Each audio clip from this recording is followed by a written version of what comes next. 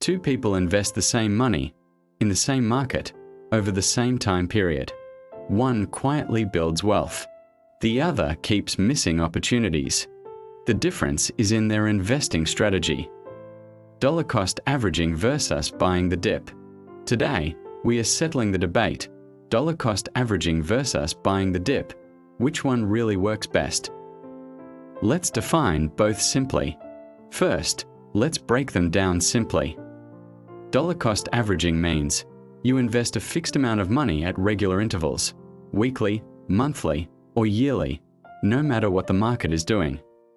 Whether prices are high or low, you keep investing. Buying the dip means you wait for the market to drop, then you invest when prices are low. The goal? Buy cheap and ride the recovery upward. They're pros and cons. Now here's where things get interesting. Dollar cost averaging works because it removes emotion. It builds consistency.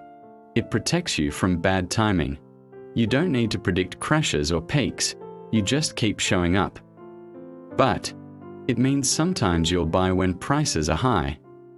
Buying the dip sounds smarter, but here's the problem.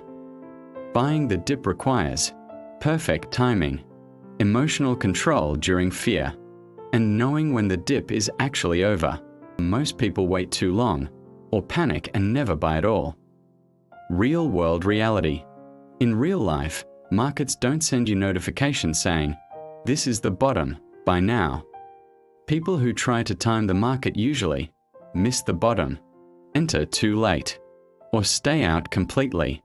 Meanwhile, dollar cost averaging investors quietly benefit from market growth over time, lower average cost per share, and compound interest.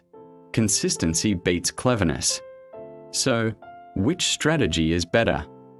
For most people, dollar cost averaging wins because it's realistic, simple, and emotionally sustainable. But buying the dip can work only if you have cash ready, have discipline, and understand market cycles. The best strategy isn't the smartest one on paper. It's the one you can stick with during fear, hype, and uncertainty. So ask yourself, do you want to be consistent or do you want to be perfect? Because in investing, consistency builds wealth, perfection delays it. Like, subscribe, and comment which strategy you are using or intend to use, dollar cost average or buying the dip.